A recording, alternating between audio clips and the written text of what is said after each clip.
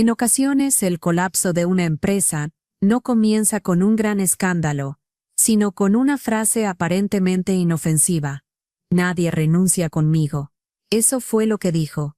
Y con esas 3 palabras dejó ver su manera de dirigir, imponer temor y confundir autoridad con dominio. No imaginaba que quienes él etiquetaba como débiles serían, el mismo día, quienes le quitarían el trono.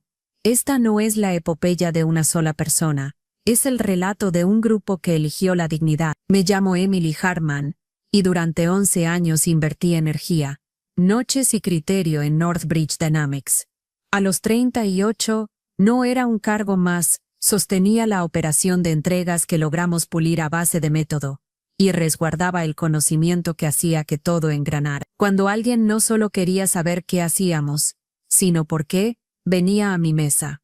Recuerdo con nitidez la mañana en que la atmósfera cambió de color. A las 7:30, un correo marcado como urgente, con ese signo rojo que te hunde el estómago, anunció fusión estratégica, nueva estructura de liderazgo y oportunidades emocionantes. Era el idioma corporativo para decir, abróchense el cinturón. Después llegó la presentación por videollamada.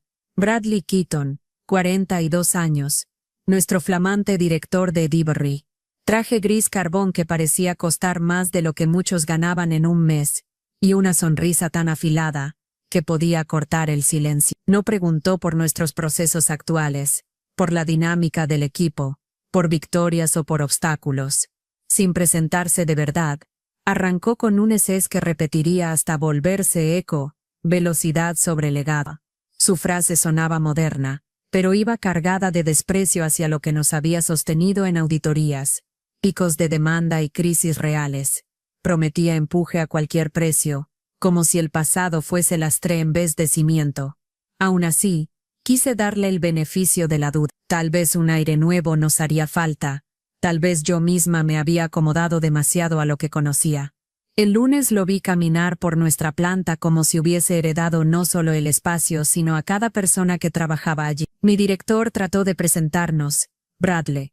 En voz alta despachó la cortesía con un luego veo a la gerencia intermedia. 11 años, 2 palabras que saben a ceniza. Ese gesto encendió una alarma silenciosa. No fue miedo. Fue el instinto de alguien que entiende cuándo un líder llega a construir y cuándo llega a arrasar llamándolo progreso. Decidí observarlo con atención y sobre todo, empezar a documentar en privado cada señal, mensajes, decisiones y cambios que afectaran la columna vertebral de la operación. Porque las empresas no caen de un empujón, se resquebrajan por grietas que se ignoran. Y yo acababa de ver la primera. Esa semana su lema se volvió ruido de fondo, y el equipo pasó de la expectativa al recelo. Abrí una carpeta en mi portátil, FOII, y me prometí no perder detalle. Pronto sabríamos si la casa se reforzaba. El lunes siguiente, la tensión podía sentirse en el aire como electricidad estática. Todos sabíamos que Bradley llegaría a la oficina por primera vez, y aunque queríamos mostrarnos abiertos, la incertidumbre nos recorría el cuerpo. Lo vimos aparecer en la entrada principal con paso firme, observando cada rincón como si ya fuera suyo. Traía un maletín de cuero oscuro, un reloj caro que brillaba con arrogancia y una sonrisa calculada que no alcanzaba los ojos. Mi director intentó presentarlo formalmente, pero Bradley lo interrumpió con un gesto de mano, mirando alrededor como quien inspecciona una propiedad. Después hablaré con la gerencia intermedia, dijo en voz lo bastante alta para que todos lo escucharan. Gerencia intermedia. 2 palabras que me cayeron como una piedra al estómago. 11 años de trabajo reducidos a un rótulo sin valor. Aún así, me mantuve en silencio. Aprendí hace tiempo que las primeras impresiones pueden engañar, aunque en este caso no lo harían. La primera reunión oficial bajo su mando se celebró en la sala donde yo había dirigido más de 100 encuentros. Allí donde habíamos celebrado ascensos, resuelto emergencias y construido equipos, Bradley llegó a deconstruirlo todo. Encendió la pantalla y proyectó una presentación minimalista con 3 palabras enormes. Velocidad sobre legado. A su alrededor, los rostros del equipo se congelaron. Comenzó a hablar de eficiencia, de pensamiento ágil, de la necesidad de eliminar lo que llamó peso muerto operativo. Mostraba gráficos y frases vacías, pero lo que realmente hacía era borrar nuestra historia. Se detuvo frente al portal de conocimiento, ese sistema que mi equipo y yo habíamos diseñado y perfeccionado durante 7 años. Esto, dijo señalando la base de datos, es una muleta. Si la gente no recuerda los procesos, tal vez no pertenece aquí. El silencio fue tan espeso que se podía oír el zumbido del proyector. Sara, mi analista más veterana, levantó la mano con cuidado. Ese portal nos ayudó a superar 3 auditorías de cumplimiento y contiene toda la base de procesos. Le la cortó con un tono seco. Pedí opiniones. Velocidad sobre legado, Sara. Escríbelo. La vi encogerse en su asiento, con la mirada clavada en el suelo. Luego me señaló. Emily, tú llevas más tiempo aquí. ¿Cuál consideras tu mayor logro? Sentí la trampa, pero respondí con serenidad. Diseñar un sistema que redujo errores en un 68% y aumentó la velocidad Ni siquiera me dejó terminar. Documentación, procesos, revisiones. Eso es pensar en el pasado. Desde ahora nos movemos rápido y corregimos sobre la marcha. El ambiente se volvió denso. Nadie respiraba. Brady sonrió satisfecho, creyendo que imponía respeto, cuando en realidad estaba sembrando miedo. No respondí. Supe que eso era justo lo que él esperaba, un enfrentamiento público. En cambio, sonreí con cortesía, abrí mi cuaderno y anoté. Día 1. Desmantelando lo que funciona. Sin saberlo, acababa de comenzar el registro que un día pondría fin a su reinado. A la semana siguiente, la palabra velocidad ya flotaba por todas partes, en correos, carteles improvisados y hasta en los chistes nerviosos del pasillo. Bradley había logrado algo en tiempo récord, cambiar el lenguaje antes que los resultados. Lo que siguió fue una serie de decisiones quirúrgicas, cada una dirigida a desmantelar lo que nos mantenía organizado. El martes, justo antes de la reunión matutina, abrió el portal de conocimiento frente a todos. Esto nos ata al pasado, dijo, con ese tono de falsa inspiración que había perfeccionado. Un clic, y 7 años de trabajo se esfumaron. Lo vimos desaparecer de la pantalla en tiempo real. Acumular información genera cuellos de botella. Desde hoy todo fluirá en los stand-ups. Nadie se atrevió a contradecirlo. Yo solo miré a mi equipo. Rostros pálidos. Ojos confusos. Ese archivo no era un simple repositorio. Era nuestra memoria. Sin él, las decisiones futuras dependerían solo de lo que Brady quisiera recordar. Los stand-ups se convirtieron en una rutina obligatoria. Cada mañana a las 8 en punto, todos de pie en un círculo como si estuviéramos a punto de cantar el himno de la productividad. Sentarse adormece la mente, decía él, y caminaba alrededor observándonos como un entrenador de combate. Teníamos que informar nuestras métricas de velocidad. Nadie sabía qué significaban exactamente porque cambiaban según su humor. Un día, velocidad era responder rápido en Slack. Al siguiente, proponer ideas disruptivas, aunque fueran absurdas. El primer choque serio ocurrió con Marcus, uno de los más experimentados. Preguntó con calma cómo podía medirse algo que cada día tenía un significado distinto. Bradley lo fulminó con una sonrisa de depredador. Eso es pensamiento delegado, Marcus. Tal vez debas preguntarte si este entorno es el adecuado para ti. El silencio que siguió fue insoportable. Todos comprendimos que era una amenaza. Al final de la semana Marcus fue reubicado en una oficina del sótano, asignado a tareas de captura de datos. Un mensaje claro para el resto. Cuestionar era cavar tu propia tumba profesional. Yo seguía registrando cada palabra. Había creado una carpeta cifrada en mi portátil, y empecé a guardar capturas, correos y fragmentos de sus discursos. No era paranoia, era autoprotección. Cada vez que Brady eliminaba un proceso, lo anotaba con hora y fecha. Cuando hablaba de innovación, en realidad hablaba de control. Un jueves por la mañana, justo antes del stand-up, eliminó los mapas de proceso que habían sido nuestra brújula en auditorías. Matan la creatividad, anunció. Si necesitan un dibujo para pensar, no sirven para este ritmo. Intenté razonar. Bradley, Tenemos una auditoría de cumplimiento el mes próximo. Cumplimiento es estancamiento, me interrumpió sin mirarme.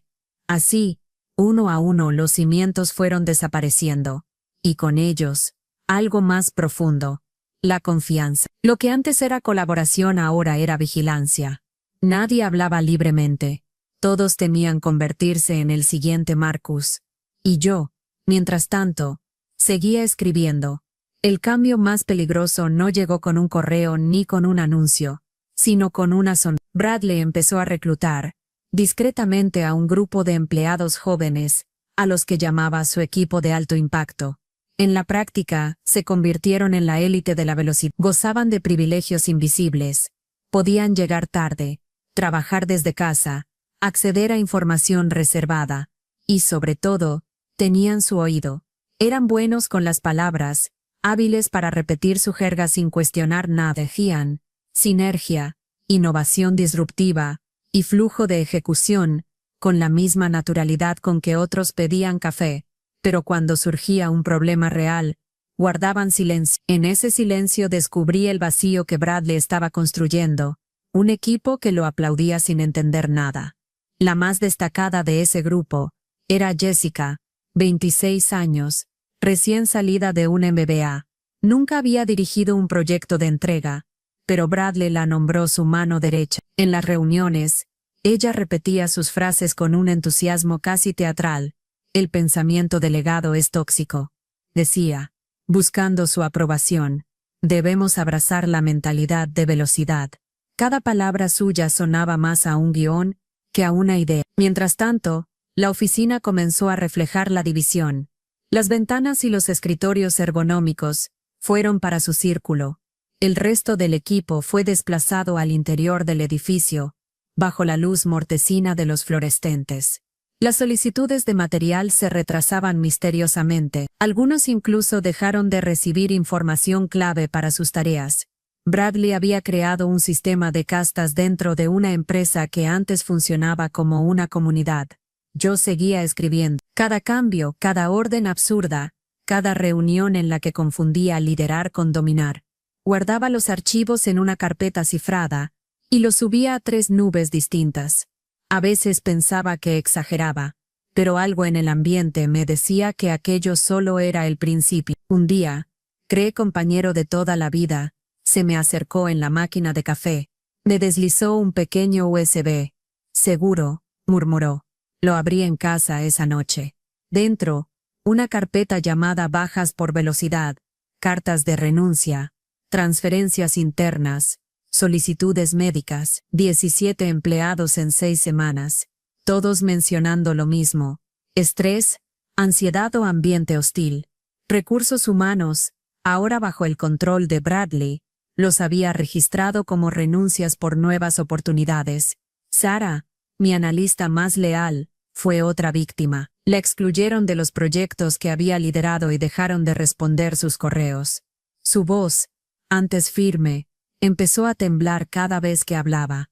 La observé desmoronarse día tras día, y mientras la moral del equipo se hundía, Bradley se paseaba por la oficina convencido de que estaba construyendo una gula de excelencia. No se daba cuenta de que lo único que había creado era una brecha, una línea invisible que separaba a los que fingían admirarlo de los que simplemente intentaban sobrevivir. El siguiente paso de Bradley fue convertir el trabajo en un espectáculo de control. Instaló pantallas en los pasillos, con un gran marcador de velocidad, donde aparecían los nombres del personal acompañados de cifras que nadie entendía del todo. Los primeros puestos cambiaban cada día. Los últimos eran objeto de burlas veladas y de sesiones de coaching que en realidad eran rituales de humillación pública. Recuerdo el caso de Tom, nuestro arquitecto de software con 15 años de experiencia. Una semana apareció al final del marcador. Su falta de velocidad se debía haber priorizado la corrección de una brecha de seguridad, antes que asistir al retiro de innovación de fin de semana. El lunes, Bradley lo señaló durante el stand. Tom, estoy preocupado por tu alineación con los valores de velocidad. Tal vez debamos buscarte un rol más adecuado a tu ritmo. Nadie habló. Tom solo asintió, consciente de que cualquier palabra podía costarle el empleo. Las cosas empeoraron cuando comenzaron las contrataciones externas. Bradley congeló las promociones internas y trajo un ejército de jóvenes, con títulos recientes y discursos vacíos. Campeones de velocidad, los llamaba. Llegaban sin experiencia, pero con sueldos superiores a los de quienes llevaban una década sosteniendo la empresa. Uno de ellos, Kyle, recién salido de Stanford, fue presentado como catalizador de transformación. Su primera iniciativa, eliminar la revisión por pares, porque ralentizaba la innovación. Durante la reunión donde lo anunció, Robert, nuestro jefe de control de calidad, levantó la voz. Sin revisión cruzada, vamos a liberar código roto. No se trata de desconfianza, se trata de prevenir errores humanos. Kyle sonrió con ese aire condescendiente tan aprendido de Bradley. Eso es pensamiento basado en el miedo, Robert. Deberías venir a mi taller sobre mentalidad de crecimiento. Por supuesto, el taller fue obligatorio. 2 horas escuchando a un chico sin experiencia explicar cómo fracasar rápido acelera la excelencia. Poco a poco el equipo empezó a resquebrajarse. Algunos fingían entusiasmo, repitiendo frases de Bradley como si fueran oraciones sagradas.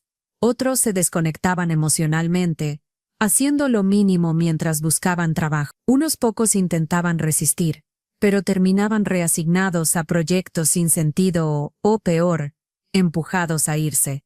Una tarde encontré a David, mi mano derecha durante 6 años, guardando sus cosas. Tengo una oferta en Morrison Tech, me dijo sin mirarme. Menos dinero, pero al menos me tratarán como a un ser humano. Le respondí que lo entendía. Y lo decía en serio. ¿Y tú? Preguntó. ¿De verdad vas a quedarte reportándole a Jessica? Miré alrededor, el marcador, las sonrisas falsas, las miradas cansadas. Estoy donde debo estar, contesté. No planeo nada, solo documento. David me observó un segundo más, con esa mezcla de tristeza y respeto. Entonces cuida ese registro, Emily. Un día será más importante de lo que imaginas. No sabía cuánta razón tenía. Mientras él se alejaba, Bradley reía en su oficina con su grupo de elegidos. No sabía que ya estaba escribiendo, sin quererlo, el principio de su final. El desastre no llegó de golpe, sino disfrazado de reto estratégico. Bradley anunció que nuestro próximo producto se lanzaría en 4 semanas en lugar de las 12 planeadas. La velocidad exige valentía, dijo con una sonrisa de conferencia motivacional. Todos los ingenieros y analistas levantaron alerta. Robert, desde control de calidad, fue directo. Sin pruebas completas, arriesgamos datos de clientes. Bradley se reclinó en su silla, seguro de sí mismo. El usuario real es el mejor control de calidad. Probaremos en producción. Si algo falla, lo corregimos rápido. Eso es velocidad. El equipo salió de la sala en silencio. Nadie quería ser el siguiente en cuestionar. Yo, por dentro, sentía que habíamos cruzado una línea peligrosa. Aún así, documenté cada palabra, cada promesa. Escribí en mi registro: Bradley aprueba probar con clientes activos. Riesgo elevado. El jueves, día del lanzamiento, comenzó como una tormenta anunciada. A las 2 en punto activamos la nueva versión. A las 2 en punto activamos la nueva versión. A las 2:45 p.m. Mi teléfono vibraba sin parar. Reportes de balances erróneos. Cuentas infladas por millones. Otras en negativo. Algunos clientes entraron en pánico creyendo haber perdido su dinero. 2 de nuestros socios corporativos amenazaron con rescindir sus contratos. Y Bradley, el adalid de la velocidad, se había marchado a las 5 en punto a un compromiso previo. Nos quedamos el equipo real, los que entendíamos cómo respiraba el sistema. Bajo la luz fría del ala oeste, Sara y yo lideramos el intento de rescate. El módulo de autenticación está corrompiendo paquetes de datos, dijo tecleando frenéticamente. Exactamente lo que pasaría sin pruebas de seguridad. ¿Puedes arreglarlo? Ya estoy en eso. Trabajamos hasta las 11 de la noche, sin pausa, hasta estabilizar el sistema y restaurar la información. La crisis inmediata había sido contenida, pero sabíamos que la herida seguiría abierta. Cuando todos se marcharon agotados, pasé frente a la oficina de Bradley y noté la luz encendida. Había vuelto. Dentro estaban Jessica y Kyle, hablando en voz baja. Me giré para irme, pero su voz me detuvo. Emily. Un momento. Entré. El aire olía a colonia, cara y ego. He escuchado que tomaste la iniciativa de corregir el problema, comenzó, apoyándose en el escritorio. El equipo lo hizo, respondí. Yo solo coordiné. Eso me gusta. Trabajo en equipo. Aunque debo decirte que quedarte tan tarde demuestra una gestión del tiempo deficiente. En el modelo de velocidad, no fomentamos las horas extra. Sentí como algo en mí se partía, pequeño pero definitivo. Me quedé porque el sistema que insististe en lanzar falló exactamente como predijimos. El silencio cayó como un golpe. Kyle bajó la mirada. Jessica fingió revisar su tablet. Bradley sonrió con esa calma venenosa suya. Mi interesante interpretación. Yo lo llamo aprendizaje acelerado. Mejor fallar rápido que perfeccionar lento. Díselo a los clientes que casi pierden sus cuentas. Contesté. Su sonrisa se desvaneció apenas un segundo. Emily, este tren avanza con o sin ti. Decide en qué lado del progreso quieres estar. Lo miré de frente. En el lado que no usa a los clientes como campo de pruebas. Ahí entendí que ya no había vuelta atrás. Después de aquella noche supe que la línea estaba trazada. Bradley me había dado su ultimátum sin decirlo del todo. O lo seguía ciegamente o quedaba fuera. Mientras él se vanagloriaba del aprendizaje obtenido tras el desastre, yo pasé el fin de semana recopilando pruebas. Guardé cada correo, cada mensaje de Slack, cada comentario suyo en reuniones, todo en una carpeta nueva llamada FOIA, documentación final. Allí iba quedando un mapa exacto de su gestión, decisiones impulsivas, advertencias ignoradas, daños medibles. El lunes fingí normalidad. Bradley volvió a pasearse entre los escritorios con la confianza de quien cree tener el control absoluto. Nadie lo miraba a los ojos. Algunos hablaban en voz baja sobre el fallo del sistema, otros simplemente evitaban mencionarlo.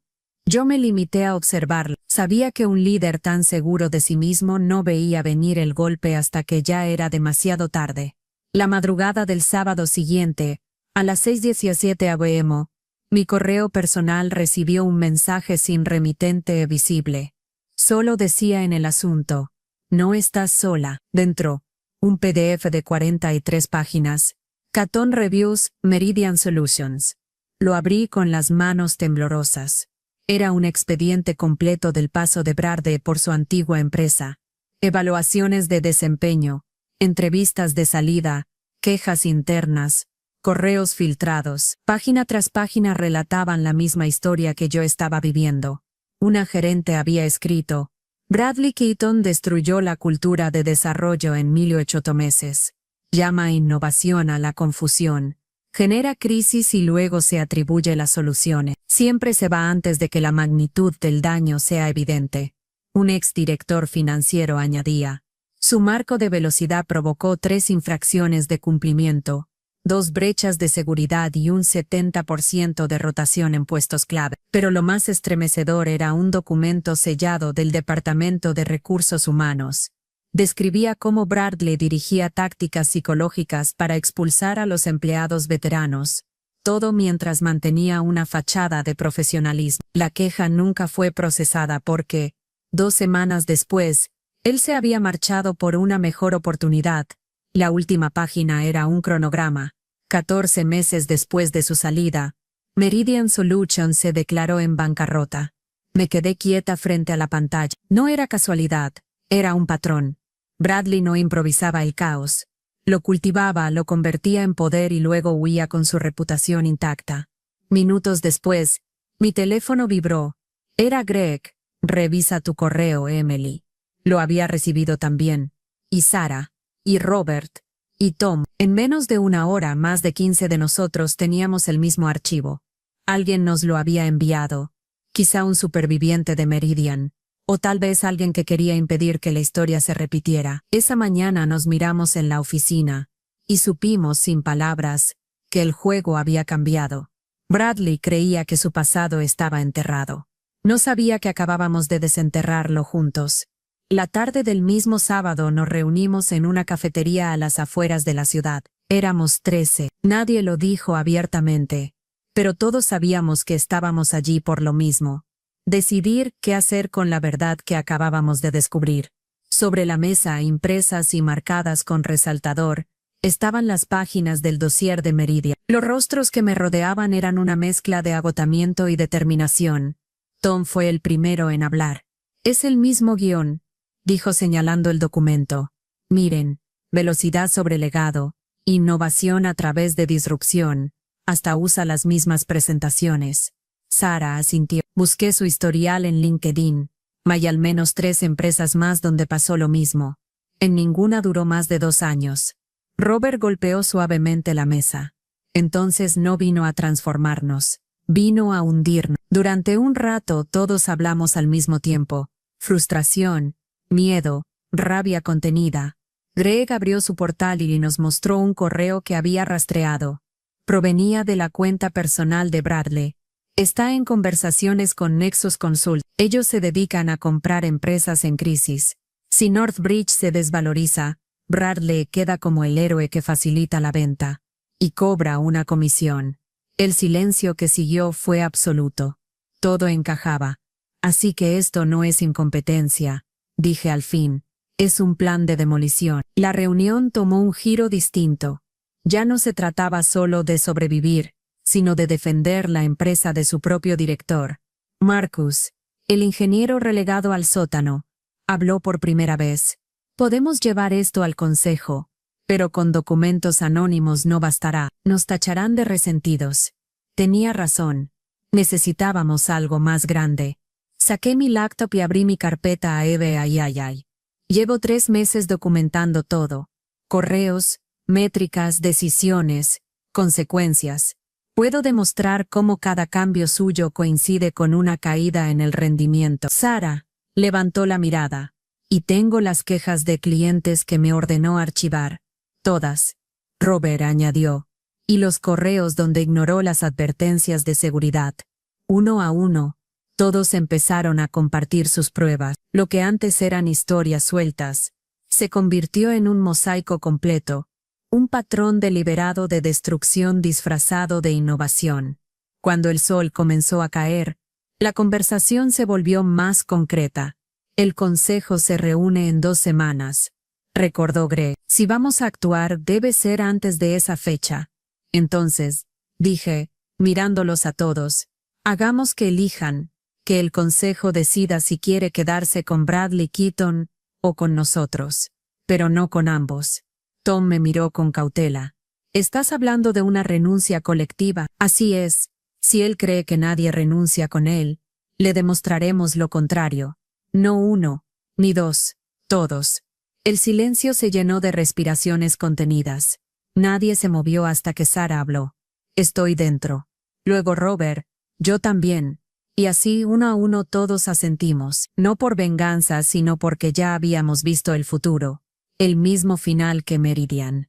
Esa noche, al salir de la cafetería, por primera vez en meses sentí alivio. Ya no éramos víctimas. Éramos un equipo otra vez, y habíamos decidido dónde trazar la línea. El lunes siguiente el ambiente en la oficina era una mezcla de calma falsa y nerviosismo. Todos los que habíamos estado en la reunión del café fingíamos normalidad, aunque sabíamos que el plan ya estaba en marcha. Bradley, ajeno a todo, se veía más eufórico que nunca. Caminaba entre los escritorios lanzando frases como estamos marcando un nuevo estándar, o esto es lo que significa romper límites. Su arrogancia era combustible para nuestra determinación. 3 días después, el desastre volvió a golpear. A las 10 de la mañana, el sistema se vino abajo por completo. Los servidores colapsaron, y el servicio quedó inactivo más de 4 horas. Bradley había ordenado eliminar los respaldos automáticos para fomentar la responsabilidad. Aquella decisión, como tantas otras, nos explotó en la cara. Perdimos un día entero de transacciones de clientes y la línea telefónica no dejaba de sonar. A las 11 Bradley convocó una reunión de emergencia. La sala estaba repleta. Jessica y Kyle a su lado, como siempre, y el resto del equipo frente a él, exhausto. Esto no es un fracaso, es una oportunidad de aprendizaje, comenzó, con su tono de conferencista motivacional. Recuerden, el fracaso es solo retroalimentación en el marco de la velocidad. Robert no pudo contenerse. Perdimos $60,000 en operaciones. Los clientes están furiosos. Eso no es aprendizaje, es negligencia. Bradley sonrió con frialdad. Robert, tu negatividad no ayuda. Necesitamos soluciones, no quejas. No lo pensé. Mi voz se adelantó antes de que pudiera detenerla. Yo tenía una solución. Se llamaba respaldo redundante. Tú lo eliminaste hace 6 semanas. El silencio que siguió fue brutal. Bradley levantó la mirada y la fijó en mí. Millie, si no estás contenta con la dirección que estamos tomando. La dirección, lo interrumpí. ¿Te refieres a la que nos ha costado el 40% del personal confiable? 3 fallos graves en 2 meses y clientes redactando sus cartas de cancelación. Jessica dio un paso al frente. Estás siendo emocional. Estoy siendo factual, respondí. Lo cual es más de lo que puedo decir de tus métricas de velocidad, que mejoran solo en tus diapositivas. El rostro de Bradley se puso rojo. Golpeó la mesa con la palma abierta. Esto es mi departamento, mi visión, mis reglas. Te lo diré claramente, es mi camino o la autopista. ¿Estás con este equipo o estás fuera? Lo miré directamente sin bajar la vista. Sentí a mis compañeros contener el aliento. ¿Quieres saber si estoy con el equipo? Pregunté despacio. He estado con este equipo 11 años. Construí la mitad de lo que estás destruyendo. Entrené a la mayoría de las personas que estás desmoralizando. Y sí, Bradley, elijo la autopista. Recogí mi cuaderno y mi laptop. Nadie se movió, nadie habló. Antes de salir, me giré. Y no viajaré sola. Aquel momento no fue un arrebato. Fue el punto de quiebre de 11 años de esfuerzo.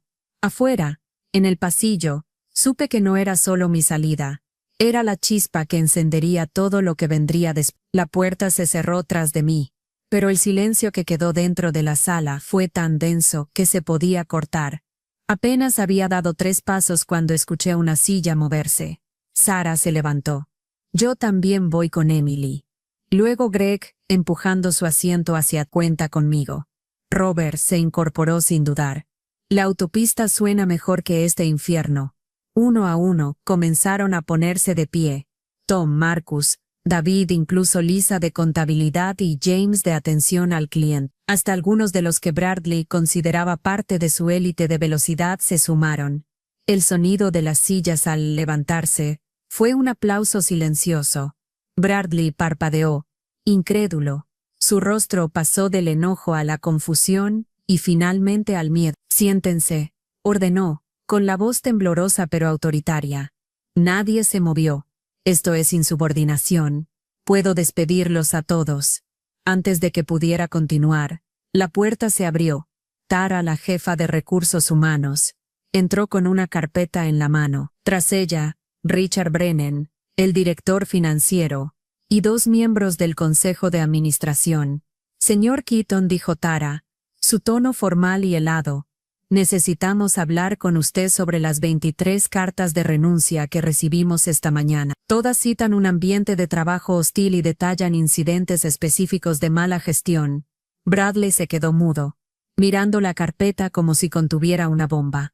Richard dio un paso al frente. Además, hemos recibido un informe completo con documentación de 3 meses sobre destrucción de activos, violaciones de seguridad y sabotaje operativo. Está firmado y respaldado por múltiples departamentos. Levantó el documento encuadernado. Lo reconocí enseguida. Mi FOI a documentación final. Esto es un golpe, murmuró Bradley, intentando recuperar su tono de poder. Estas personas se resisten al cambio. Uno de los consejeros lo interrumpió. No, señor Keaton. Estas personas son lo que queda del conocimiento institucional de esta empresa. Y según sus cartas, si usted continúa en su puesto, la perderemos por completo antes del final del día. Bradley buscó apoyo en la mirada. Jessica se había apartado discretamente de su lado. Kyle miraba al suelo, incapaz de sostenerle la vista. El resto del equipo permanecía firme, en silencio como testigos del derrumbe.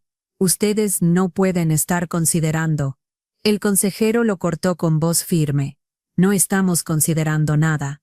La decisión ya está tomada. Tara avanzó y le entregó un solo papel. Su renuncia, señor Keaton. Efectiva de inmediato. El silencio se quebró con un suspiro colectivo. Bradley miró el documento, luego a mí. Sus ojos ya no tenían soberbia, solo incredulidad. ¿Tú hiciste esto? Negué despacio. No, tú lo hiciste. Yo solo guardé los recibos. Firmó con una mano temblorosa y salió sin mirar atrás. Ni discursos, ni frases sobre velocidad. Solo el sonido de la puerta cerrándose detrás de él. En ese instante entendimos algo. No éramos subordinados que habían huido del miedo. Éramos 23 personas que por primera vez en mucho tiempo se habían puesto de pie juntas. Y en esa unidad habíamos encontrado nuestro verdadero poder. El eco de la puerta, al cerrarse, fue como el fin de una era. Nadie aplaudió. Nadie gritó. Solo un silencio pesado, de esos que llegan cuando algo se termina de verdad. Bradley se había ido. Pero el daño que dejó detrás seguía visible en cada rostro, en cada escritorio vacío, en los correos sin responder y en la desconfianza que flotaba en el aire. Sin embargo, también había algo nuevo.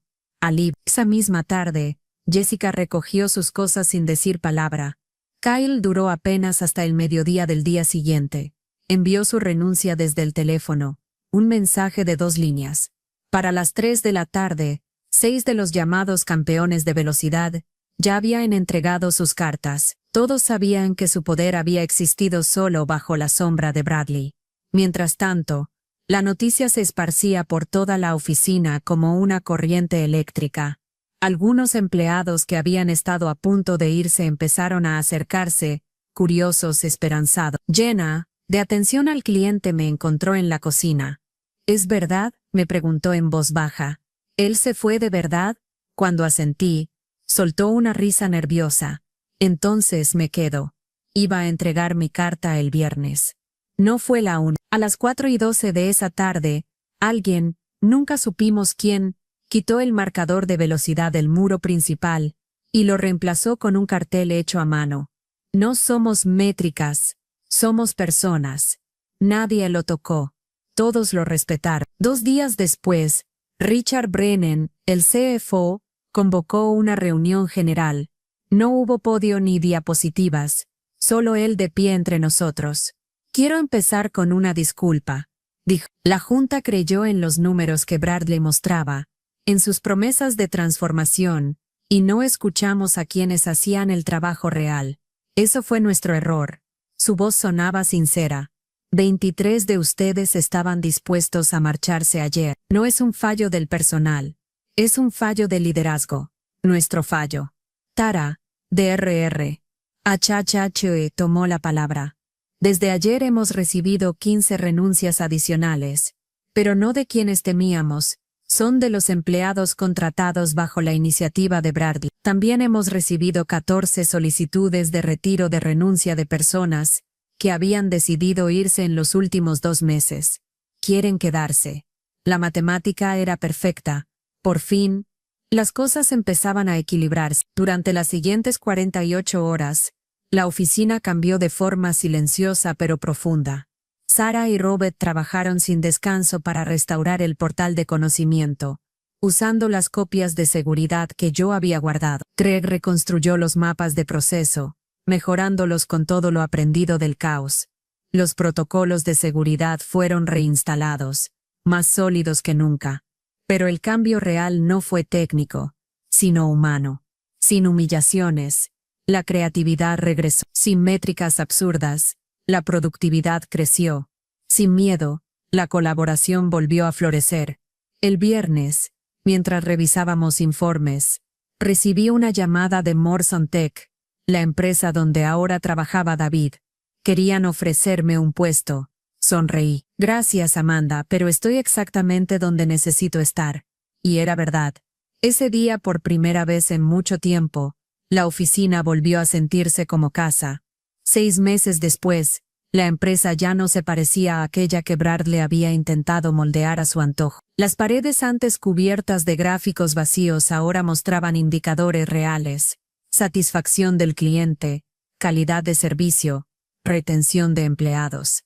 Las cifras hablaban por sí solas: 18% más de ingresos, 92% de retención y el doble de satisfacción interna. Los mismos resultados que Bradley prometió a base de destrucción, nosotros los alcanzamos con reconstrucción. En la reunión trimestral, Richard lo dijo sin adornos: lo que se logró aquí no es un milagro, es sentido común con humanidad. Nadie necesitó aplaudir. Bastó con las sonrisas y los gestos de complicidad entre compañeros que habían sobrevivido juntos al mismo incendio.